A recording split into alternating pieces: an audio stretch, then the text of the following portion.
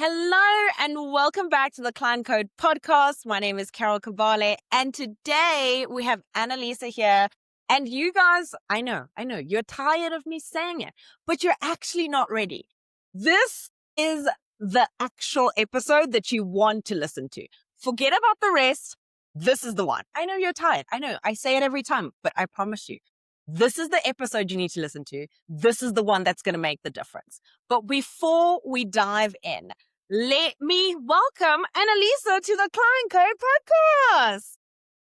Thank you. Thank you, Carol. It's so good to be here. I'm so looking forward to this chat that we're going to have. I am so excited for you to be here, and I'm so excited for everyone to get so much out of this. I know I am, because I've got some selfish needs, but that's okay. So, as we ask everybody on the podcast, what is your unique client code? All right.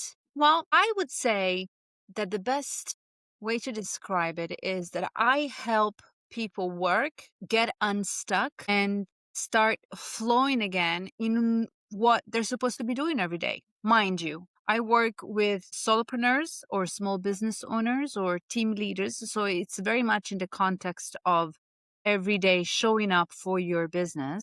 And sometimes people get stuck, because sometimes people get stuck and they do the training, they go to court, they do the communication, they do the marketing, they do the sales, but they're still stuck. So through behavior mapping, I see how they're stuck and why, and then we get them unstuck. It sounds delicious. I'm just going to say it. That sounds delicious. That sounds like something everybody needs, myself included. So if it's the first time someone is tuning in and they're like, what is behavior mapping? Like, let's start there. Like, what is that? Right. Behavior mapping. So I use a test that maps out 19 behaviors. Mostly they are behaviors, daily behaviors, how you show up in your time management or in your perseverance, in your communication, in your relationships. But also there are some behaviors that are mapped out on the test that are business oriented, sales, ethics, finance, leadership, management. So let's say 50-50, right? We map out 19 behaviors. And why behaviors? It's not a personality profile. It's not a psychology profile. So it's not about who you think you are, how you see yourself. It's not about a blueprint like human design or a birth chart.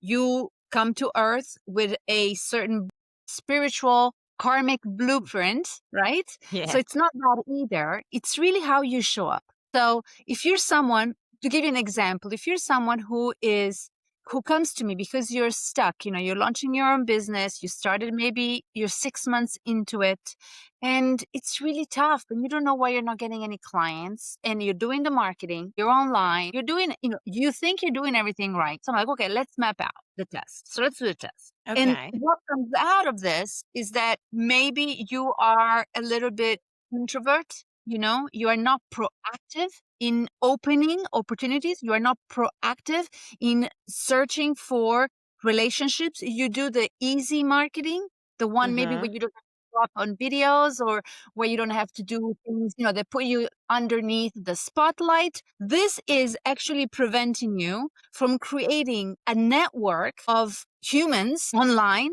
offline, that could turn eventually with time into. Okay. So now that you know that, do you use that for your benefits? So like in that scenario, would you say someone who doesn't like showing up online, is there other behaviors that can be used as a strength for them? Well, nay. Yay, nay.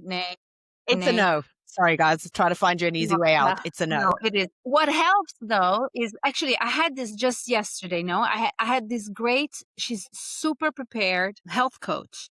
And she's great. And she's done so much training and she has so many certifications, but she is extremely reserved and shy, right? When you put a business on the market, you really have to put yourself out there, especially for solopreneurs. It's all about us, who we are, how we talk, how we think, blah, blah, blah.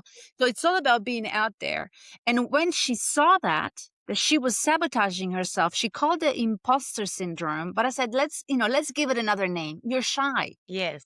Yeah. And you are afraid of knocking on someone's door and say, hi, I'm Annalisa and I do this and can we have a coffee? That's the Yes. problem. So if you Yes.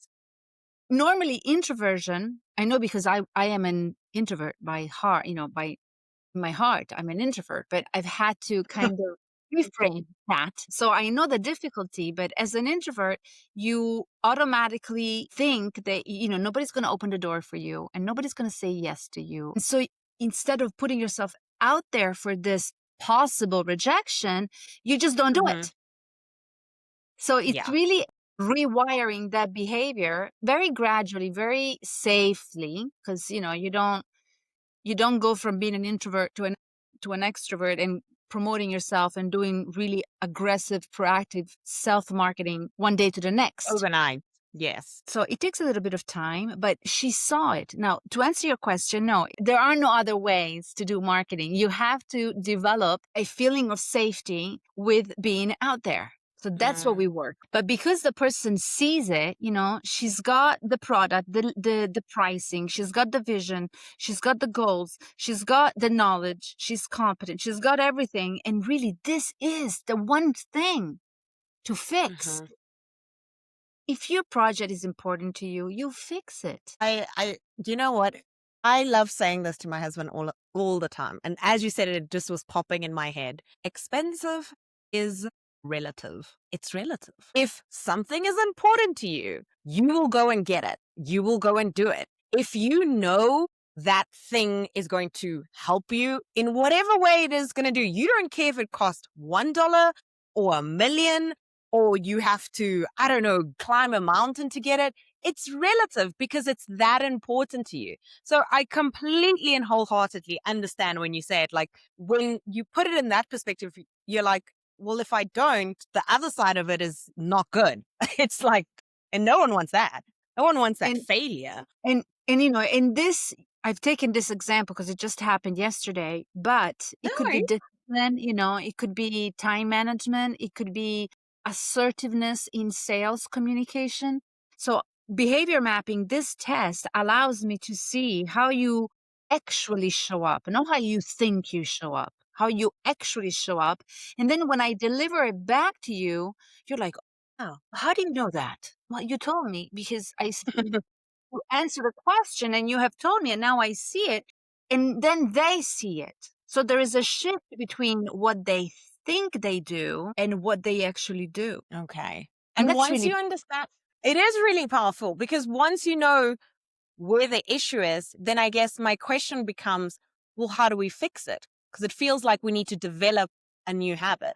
we do. We correct, well, we celebrate the efficient behaviors, the ones that work, they're effective and they bring you closer to your results. Look at what, 1, 2, 3 that keep you stuck. And then it's basically habit formation, you start gradually and each trait has certain things, certain exercises or tips or hacks that a person can do. And you start by introducing that new behavior. It Mhm. becomes yours once you don't have to think about it. So once it doesn't give you a stomach ache or it Yeah. doesn't make you nauseous or you just do it automatically, you know that that behavior is solid. And it depends. Some people say it takes 60 days. Some people say it takes 90 days. I think it really depends on the individual. I've Mm. inserted new behaviors in 2 weeks. Okay. So Get a girl. you have like a goal. You have a goal. You have to change two things. And the first few days, I got my reminders on my phone and I got my post-its in the house. And then Yeah. afterward, it just kind of, it just sinks deeper and then it becomes you. So I think it really depends on the individual. It doesn't have to take 90 days. It can take much less. I It agree. also I think depends. sometimes so sorry, you go. No, no, it also depends on which behavior we are trying to rewrite. Some things are easier than others. What would you say is something common that most people or entrepreneurs that you work with really battle with in terms of behavior? Something that they maybe all seem to have in common and they don't want to admit. I would say let's group that amidst solopreneurs. So Okay, yes.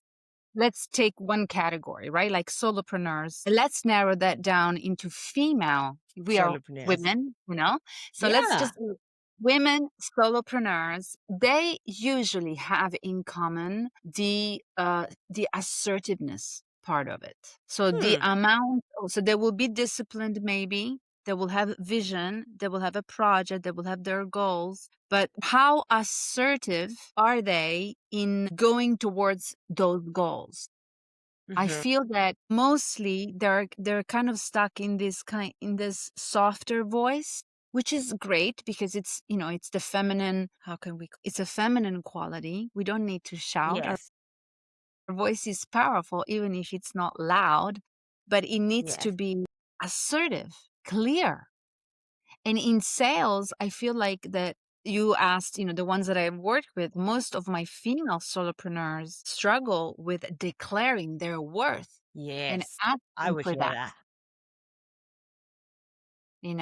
This is Asking for what they need and not just settling for what is given. asking for what they need, sometimes at home with their husbands, sometimes with clients. So they maybe have a bunch of clients who take advantage, of their kindness and availability.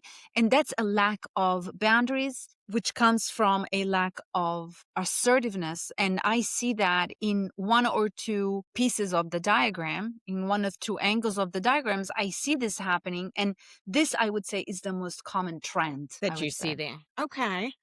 Well, I know I have also been, I put my hand up. I'm in that bucket too. I think when you start as You, an, you right? too. I mean, You I've just had, sometimes you go. no, but me too. I mean, this is, I think, a message that needs to be very clearly sent out is Mhm. it's very common. The point is we need to see it. And if we do have a project and we do have a vision and we do have a calling, a value to give to the market, then we just simply need to bring our attention and fix it. I agree. I wholeheartedly agree. And I think the more we step into that, the more we will be living in our purpose and the more that it will feel natural. Like something we've always done before. Like, of course, like breathing. We don't even think about it anymore. We just sort of do it. So I think the more we practice something, the more it will just feel like, okay, I did that. And it was scary, but it was fine. It was fine. But I'm still I standing survived. and I'm still here. I'm still breathing. And because I did something scary, because I did something I didn't know I knew how to do, because I was scared, because I pushed through this fear, here I am on the other side of it. I'm still breathing. I'm still standing. And frankly, what has happened to me, maybe to you, Carol, as well, is when we have gone through that fear of doing something that, oh God, I don't think I can do this. You come out on the other side and you are just, you're standing taller and you're breathing better. And I mean, it just awakens an inner resource that gives you so much power. But it starts with walking into that which scares you. Yeah. I always find that it's always I think this is a Nelson Mandela saying. I could be wrong, but I think it's always difficult until it's done or something like that. And that is exactly how I often feel, especially in business, especially when I was just starting out as solopreneur, because it's difficult. Then you do it and you're just like, yes, I did it. And there's a joy that you feel and you want to share and you want more of it. And it's addicting in a great way. It's like, yes, you want to celebrate. And So good. it feeds into your self-reliance, into your self-motivation, into your self-assurance. Like it is so powerful. So yeah, I would say that that is one common trend, but like everything else is fixable. The Yes. magical thing about working with behaviors is that behaviors, actions are mechanical, right? Like you wake up in the morning and you do certain things. And that is Hmm. a mechanical, automatic routine. So if Yes. you notice that one routine pertaining to your finances, pertaining to your sales, pertaining to your communication, to whatever, is not functional anymore, just rewrite the mechanics. That is so powerful what you've just said there. Like, I just want to repeat it because the aha that went in my head is like, you have choice. You get to choose if something is not working for you. You get to choose and make it better. And I'm like, yes, please sign me up. Tell me more. Yes. And, I obviously behavior mapping. So the work that I do doesn't go into the Mhm. trauma. Let's go back to the girl from yesterday. She's an introvert today. So she's not proactive in self promotion and in seeking opportunities. Okay. Why? Mhm. Behavior mapping doesn't go into the why, because the why takes you into maybe an adolescent trauma or a childhood trauma. At some point in your life, you learned that people couldn't be trusted and that you needed to close off Yes. because you would get betrayed, rejected, whatever. Now, behavior mapping obviously doesn't go into that. I Mm. gave her this exercise, which I'm happy to share online. So if any introvert listens, Yes. then they can test it out. For 30 days, she is to go up to 3 complete strangers, supermarket, coffee shop, library, wherever she is, 3 strangers a day for 30 days. And she has to start up a conversation and learn 3 things about these 3 strangers. She almost fainted online yesterday when I told her. Secretly fainting. I'm like, no, I don't want to But do that. I'll tell you, I have been doing this for 10 years, and this exercise is so powerful because you walk into that fear. You Mm. walk up to that first stranger on the first day and you would rather die. That is Yes. fear. And you walk up to that person and you're like, you ask a question, you say hello, you say, do you come here often? Whatever. You approach the stranger in whatever way you prefer. I did this like 10 years ago. It was the first exercise that my mentor gave me to do. And I would go to the supermarket and approach old ladies and ask them for recipes. That was my tactic because And they old would people like always. to talk to us, guys. Old people like to talk. So I think that was a good plan on your side. You were like, I'm going to find the old people. I'll They are so find the nice. old You're like, lady at the vegetable stand and I'll ask her for a recipe. And all of a sudden I'm discovering all these things about her and it's super easy. And slowly that gave me the strength to go up to, men and older men or, kind of like branch out in my yes. extroversion. But 30 days and you do this and I swear at the end of it, you are a different human being. Have you fixed the trauma? No. But you are so strong that right now Yes. you can go into the trauma and you can fix that as well. Yeah. I love having the feeling of being equipped to handle something. So I'm not just walking into it blindly. And that makes me already feel like really good. I'm not going to lie to you. Okay. Another thing that you're really good at is alchemy. So you want to talk to us a little bit about that, what it is, how you use it in conjunction with behavior mapping, how it all works. Well, I have a confession to make because Okay. Tell me the confession. I'm actually very, very spiritual at heart. And I wish I had discovered this earlier on because I don't think I would have gone into business. I would have gone into something else. But I discovered this very later on. So now the alchemical part of it is, behavior. It starts from behavior. Like behavior is a gateway to alchemy. When you see the test and you realize, oh God, I need to become, more extroverted. Oh, you need to become more disciplined. Oh, I need to become blah, blah, blah. That Mm-hmm. automatically brings you into a state of a presence because you need to pay attention to yourself. How are you going to rewrite a behavior if you are scattered brain?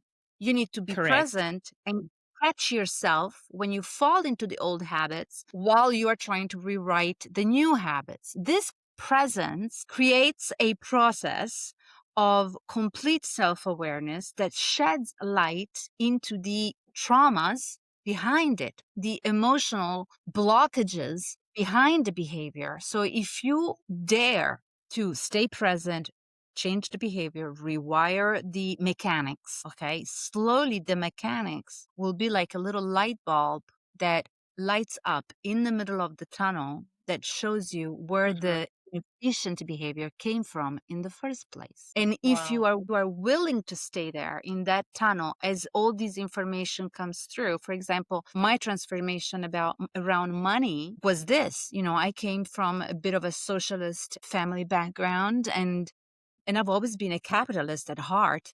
And I didn't know where that came from because, I didn't learn it from my environment. I must have carried Trust it. me. I must have carried it from a past life. But money had all these connotations around it because that's what I had heard. And I really needed and that's what I did. I started taking care of my finances in a different way. As I learned these new behaviors, I started actually caring for money. Not in a attachy kind of clingy way, but in a, wow, it is really great to take care of this part of my life. And then that shed light on a bunch of beliefs, a bunch of imprinting, a bunch of things that weren't mine. Memories came back when I was a little girl and my parents would talk about money around me. And that's the alchemical transformation, because I basically, by working on my better financial management behaviors, mechanics, I opened Yes. up Pandora's box. I jumped in it. I Mm. did spring cleaning in the box. Taking everything back. I cleaned everything up and I love it. transformed my own self in the process. Mm-hmm. So alchemy, I think it's this. You take something that's not precious yet. You take the tunnel and you bring light in the tunnel. And I think we all need a little bit of light. Oh my gosh. Like, wouldn't we just want a little bit of light? Who doesn't like good lighting? If you don't like good lighting, I don't know. You shouldn't be here. Go away. Because I think we all need some. It would be really nice. And it also feels very warm and inviting and something that's just aligned. It's part of our purpose to seek something greater than where we are right now. So I love that. Okay, since we've stepped into a bit of a more softer space, I just want to bring us to my mantra and round us off by asking you today. So, for those of you who are new, my mantra around here is what you don't change, you choose. So, Annalisa, I'm asking you today, what are you choosing today? I would choose more faith. I mean, that's always, if you ask me, what do you need to fix today in your life? I need to have more faith, like real faith, like the kind of faith that you step off of a cliff knowing that you will be held, not by something you see, not by something you have built, but something that is there to hold you. And I know it doesn't make sense probably to a lot of people, but that's really what I would choose. I would choose more faith. Every day I choose to work on and have more faith. As you're saying it, the goosebumps are coming back. When I'm just going to tell the listeners, when we had our conversation, you said something very similar. And I just said, this is for me. I needed to hear that today. I think faith comes in so many different ways. I think we always need it. And the way you described it, you can only describe it like that once you've felt it, once you've been in that situation where you've let go and something greater than you has caught you, because they're always there. So I'm thankful for faith too. So I love that. Okay, guys, what a great time. Woo, let me shake it off. That's so good. Okay, so where can the people find you, Annalisa? Tell them where they can find you. What are you up to? Tell us all the details. I would invite all those who listen to connect on LinkedIn, because that's my most preferred place to be. And it's also the one that I care for personally.